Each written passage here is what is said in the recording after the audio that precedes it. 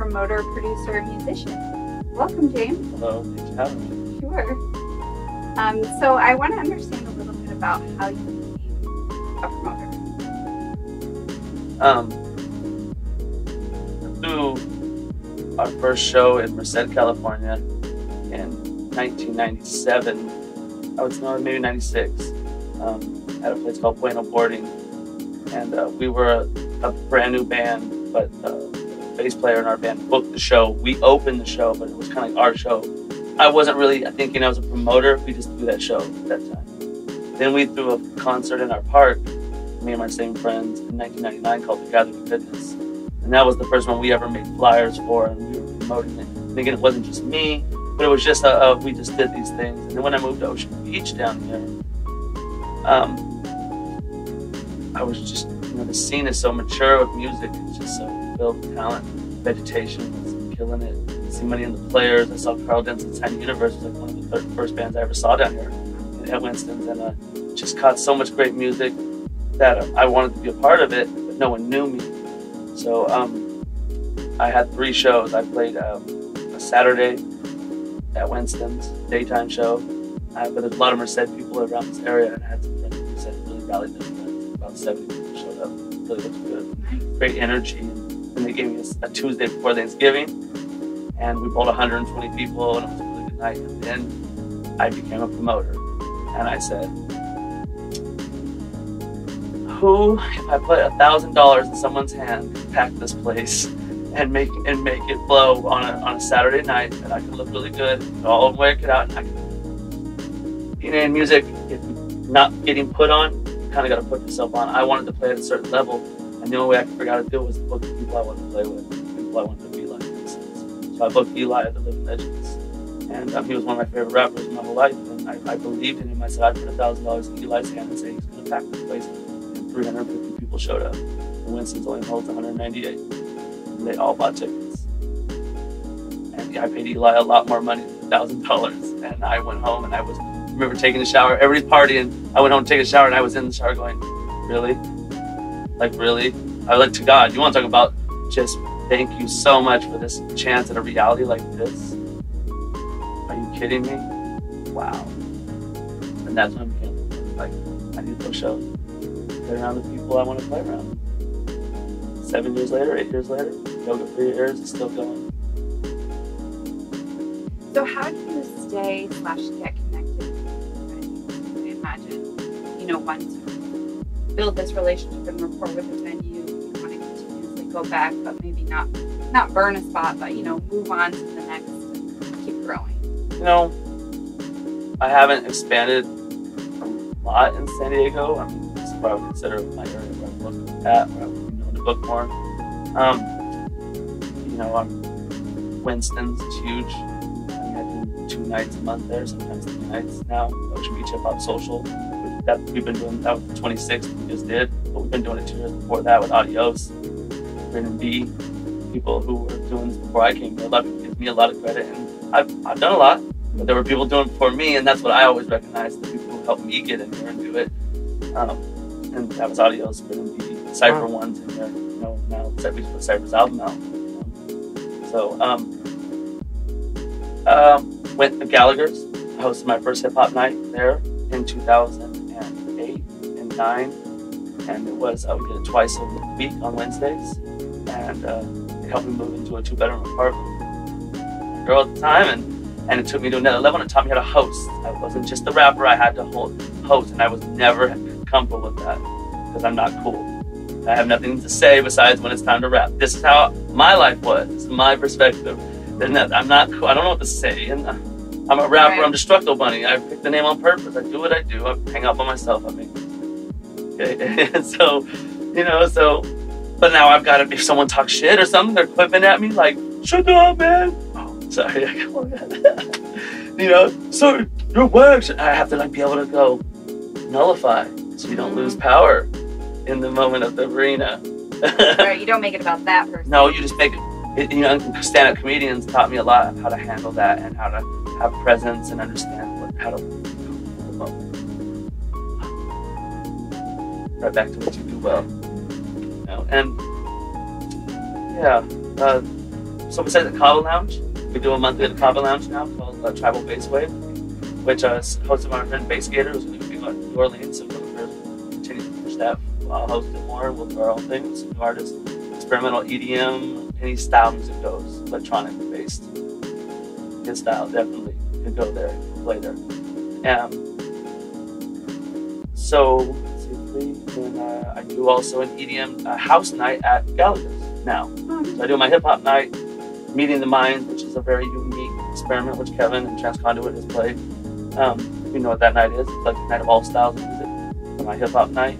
So I went to Gallagher's, who really wanted me to play there again, and I'm trying to sing so small and trying to make sure I'm giving everybody their fair share. I said, I'm going to bring house music and electronic to you. We don't do that anywhere else, and I won't do it anywhere else. So the EDM at Cava is a whole different genre. It's like dubstep, and drum and bass and stuff. We're really doing house music at Gallagher's. So, so what would you say is the hardest lesson that you learned from that process? Let go of the outcome of the shows once you book them.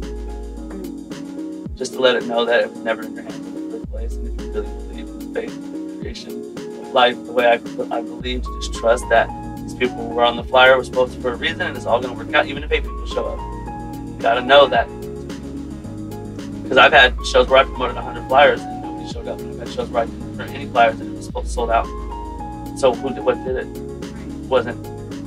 Now I have shows where I'm in a great energy and I feel like we're going to win tonight and nobody came out. And then I have shows where I feel like I'm a horrible scumbucket. And if it's a cracking night, never tells me I'm the best rapper they've heard or something. And I'm like, man, you don't understand how I feel about myself. But, and especially when you're just a rapper trying to be a rapper and you got to be the promoter, now you got to talk about people wanting to get paid, or then you have to everyone's own perception of who they are, or where they think they've earned, what they want to do. And I have to be able to handle and understand that it's not against me. They have a right to feel they're at that place. And they are in their mind. But it does not mean it means anything to me. And they need to realize that too. And it's a very level playing field when you come into a show. I'm glad you're great. Now be great here. Because if you are, you are. Let's go. I want everyone to win. I want no one to suck at my shows. Because I used to put the new guys early. Or the cats who weren't going to kill it, right? No, gotta get better. But then what happens when you sell your show and there's 300 people up front and you put someone on who's never played a show before? Do you think, because they're going to pull 10 people, well, guess what? The headliner pulled 300. You didn't need the 10. And now they're on your show and you can't tell them they can't play because you're like, I did this out of fear. Booking this person because they're going to bring me 10 people. They're hoping pay this money. I might make fear. No way to live. Stress, heart attacks, heart disease. So love over fear.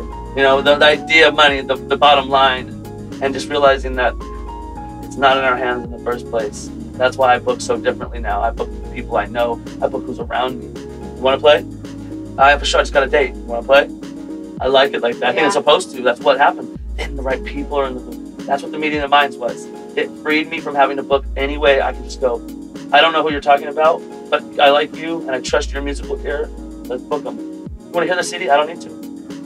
Shows up, energy's right, because I book by the people, the spirit, the tribe, the family aspect, right? And this is evolution. Obviously, this is new. This is in the last 2 years. It's come about in a way that it's just starting to blossom. And now the shows are going the way they are, and it's the way it is. We're doing songs like this. And the song that we did together, Actions Speak Louder Than Words, is where I am at in my reality, which is why I wrote the last 4 bars right here.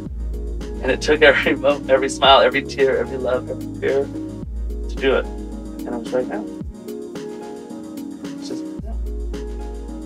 So, tell me about your favorite show that you've ever done. KRS-One. We did a back-to-back night, KRS-One at Winston's and in Merced at my hometown.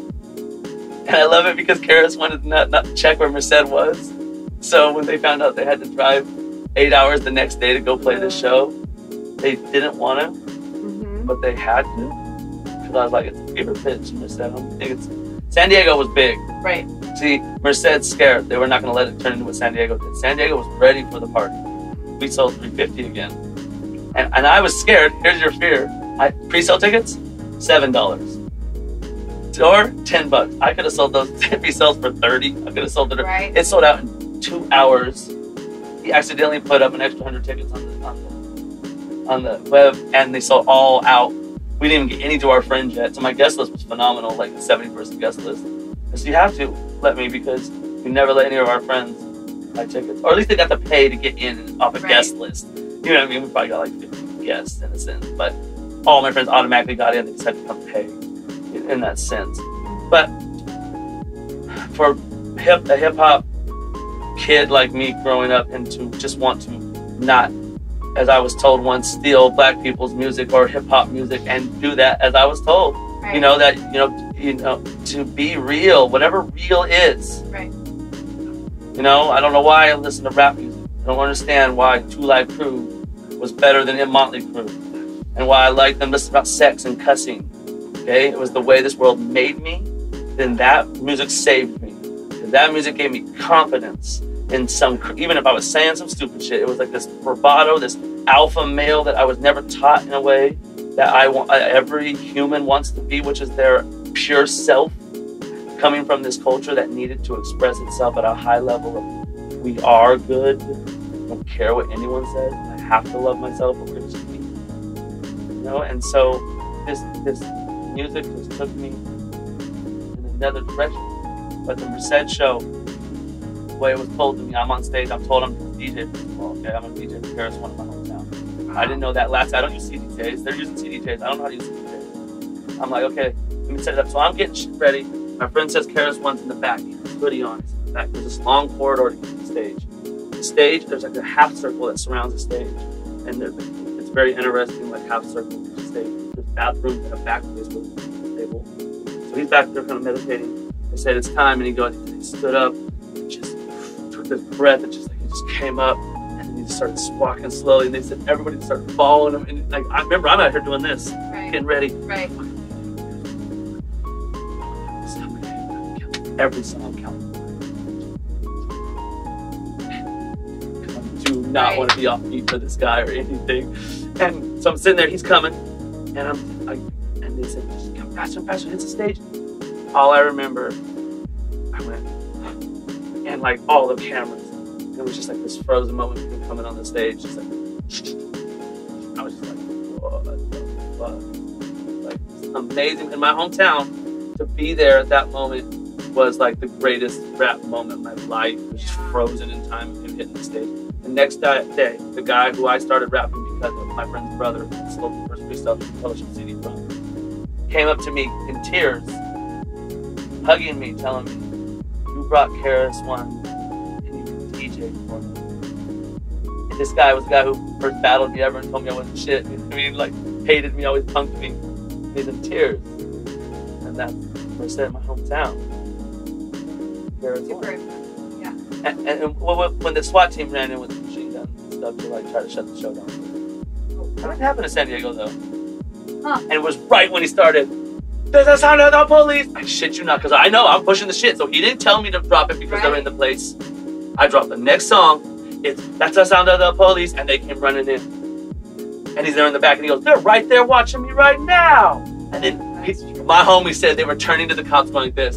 That's the sound of the police. Whoop, whoop. That's the sound of the beast. Whoop. Because what could you do? There was nobody doing anything wrong. A guy had fallen down out on the sidewalk.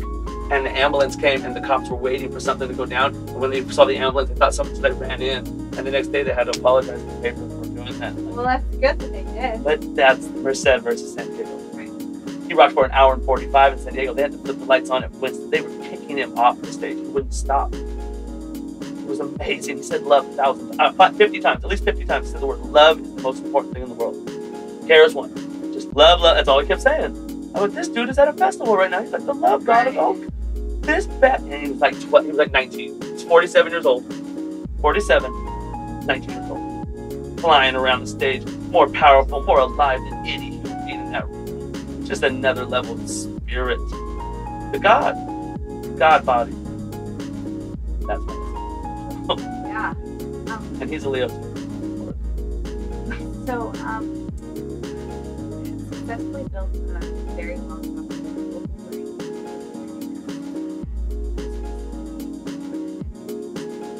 had some album release shows, featured artists. So what's next? We put the website up, gogopairs.com. It's up. We on March 21st released "Don't Call Me Dustin" by Squaw, and right a week, 2 weeks later, we released "Sentimental" by Stone, and then on May 1st, we just released Cypher One's album, "Eating Lunch Alone." It's also up, and then next will be Loch Ness, who is featured on the new Slight Stupid out, by the way, and actually have a track that Kyle's gonna sing on for a single that we're gonna re-promote the album after we put the album out, where I sampled a Slightly Stupid lick, and they showed them, and they liked it, and they helped let us use it, something like that, which was really cool for Locke to pick that song and run it that way. It was like a trip.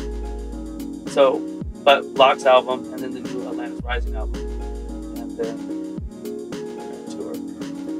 Well, thank you so much for your time. And you guys should talk about